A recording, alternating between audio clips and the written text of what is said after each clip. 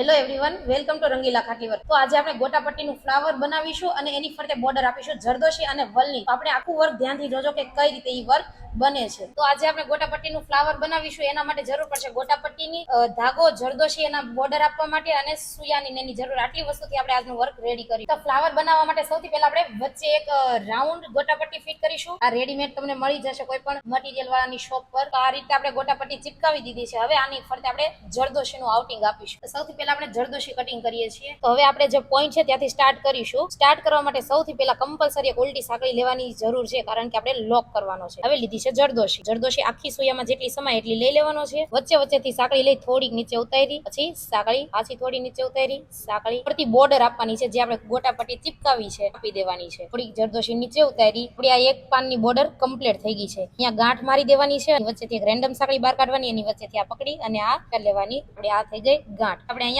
વલનું કરીશું. તો આમાં પણ સૌથી પહેલા આપણે એક ઉલટી સાંકળી લઈને લોક કરી દેશું. પછી લઈશું આપણે વલ. જેટલા સુયામાં સમાય એટલા વલ ભરી પછી એક એક નીચે ઉતરતા જવાના અને ફરતી બોર્ડર આપતી જવાની છે. વચ્ચે વચ્ચેથી સાંકળી લેતી જવાની. જો આ આપણું વલનું પાન પણ કમ્પ્લીટ થઈ ગયું છે. તો અહીંયા આપણે ગાંઠ મારી દેશું. આવી રીતે બધા પાનની એક પછી એક બધા પાનની બોર્ડર આપણે બાંધી દેવાની છે. એક પાન એ જરદોશીનું, વચ્ચેના છે ચારેય જરદોશીના કરશું અને ચારેય સાઈડના છે એ વલના કરશું. તો ફરીથી આપણે વલનું પાન લીધું છે, એમાં આઉટિંગ આપી દઈશું. હવે તમે એક પણ વલ ઉતારી શકો છો અને બે બે વલ પણ એક સાથે ઉતારી શકો છો. જેવું તમને ફિનિશિંગ ગમે છે એ રીતે તમે કરી શકો છો. આપણું ફ્લાવર કમ્પ્લીટ થવા આવ્યું છે. તો બે પાન આપણે કમ્પ્લીટ કરી નાખી, પછી આપણે અંદરનું રાઉન્ડ કમ્પ્લીટ કરીશું. તો સેમ એ રીતે જરદોશી લીધી છે, એકમાં વલ લીધા છે, એકમાં જરદોશી. ઓલમોસ્ટ આપણું પાન કમ્પ્લીટ થવા આવ્યું છે. આવી રીતે એક જરદોશી, એક વલ, એક જરદોશી, એક વલનું પાન કર્યા છે મેં. બરાબર. હવે તમે પણ આવી રીતે અલગ અલગ શેપમાં કરી શકો છો. અને ગોટાપટ્ટી ખાલી પાનમાં જ નથી આવતી, બધી સાઈઝમાં અલગ અલગ રીતે આવે. જો અહીંયા આપણું લાસ્ટ પાન કમ્પ્લીટ થઈ ગયું છે. હવે આવી જ રીતે તમે છે ને કોઈ પણ શેપ અલગ અલગ શેપમાં કરી શકો છો. સેમ આવો કરો એવું જરૂરી નથી. અને બીજી વસ્તુ, આમાં મેં કયો સુયો યુઝ કર્યો છે ને તમે મને કોમેન્ટમાં કહી શકો. હવે આપણે વચ્ચેનું ફ્લાવર કમ્પ્લીટ કરીશું. રાઉન્ડ છે જે વચ્ચેનું રાઉન્ડ કવર કરવા માટે આપણે જાડી જરદોશીનો યુઝ કર્યો છે. તો સેમ ઈ જ રીતે જે રીતે આપણે પતલી જરદોશી કરીએ છીએ એ રીતે વચ્ચે વચ્ચેથી સાંકળી લેતું જવાનું છે અને આવી રીતે